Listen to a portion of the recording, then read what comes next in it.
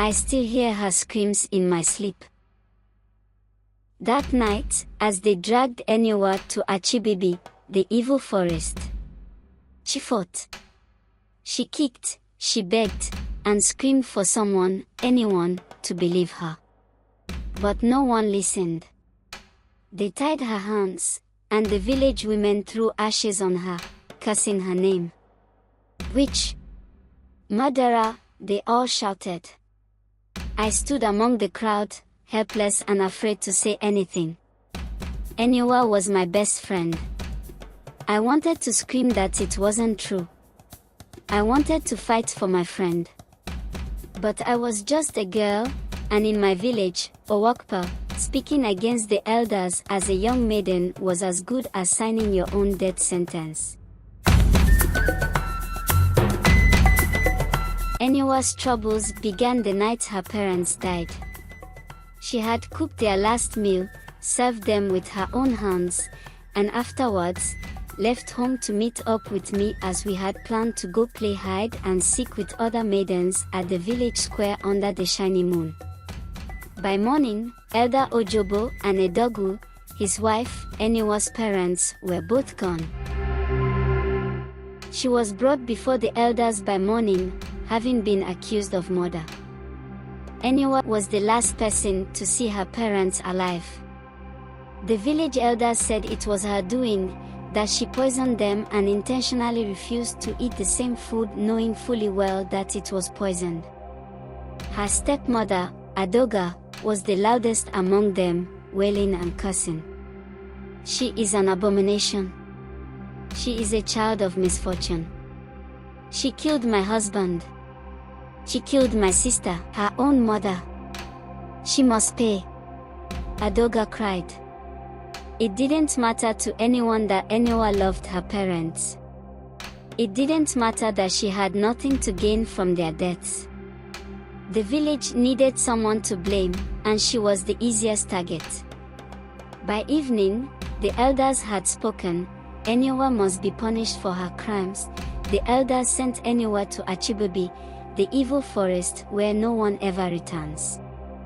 Enewa tried to explain that she left home in a hurry to visit me in my father's hut, but the whole village would not believe her and the elders would not have it, insisting that she had it all planned out and that her tears were merely a crocodile tear. But then, something unexpected happened. Prince Adoyi stepped forward. The prince who had been silent all through the deliberations, spoke up. Prince Adoyi was known across Owakpo land for his kindness. Unlike other royals, he walked among the people, listened to their troubles. He was not like the others. He listened. He thought before he spoke. When the elders declared Enewa guilty, he stood before them and spoke. What if we are wrong? What if she is innocent? But the elders would not listen. The decision had been made. The elders scoffed. The gods have spoken, they said. But Prince Adoyi was not convinced. He looked at Enewa, his face troubled, and said nothing more. That night, while the village slept, I saw him leave the palace, walking alone into the forest. My heart pounded. I knew where he was going. The shrine of Ekonya, the spirit of truth. I followed him, hiding in the shadows. The priestess at the shrine was an old woman with white chalk on her face. When the prince arrived, the priestess nodded as if she had been expecting him. To seek truth, the priestess said, you must be ready for its weight. I am ready, Prince Adoyi said. The priestess threw white powder into the air. She also threw some cowries on the ground, looked at them as if reading something from them while chanting words only the spirits understood. The flames in the shrine burned blue, and the ground shook beneath us. The priestess turned to the prince and said, the truth will come, but not in whispers. It will come in screams. The prince looked at her in amazement and wondered what she meant. The priestess was right.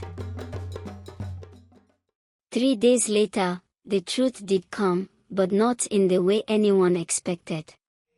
Adoga, Enewa's stepmother, ran into the village square, her hair wild, her eyes filled with madness.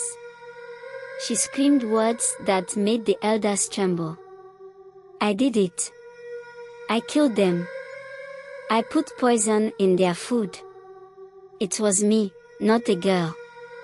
That day was Oko market day and the streets were busy, filled with people going to and from the market. The villagers gasped. Some covered their mouths. Some stepped back in horror. Adoga clawed at her skin, eyes darting around as if unseen hands were dragging her. "They are chasing me," she shrieked.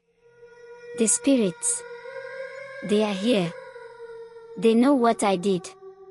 She tore her clothes, ran barefoot through the village, laughing, crying at the same time, speaking to people who weren't there. She had gone mad. The elders knew then that they had wronged Enewa. They asked for volunteers to go into Achibibi, the evil forest, in search of Enewa and prayed that she's still alive. The first to step forward was Prince Adoyi. The prince led the search for Enewa in Achibibi, the evil forest where no one returns. He went in the company of some of our finest warriors. It took many days, but they did not relent. When they finally found her, she was weak, covered in wounds, barely breathing, but alive. The prince lifted her onto his horse and brought her home. Enewa was given justice at last by the gods, but the scars of that night never left her. And me. I still hear her screams in my sleep.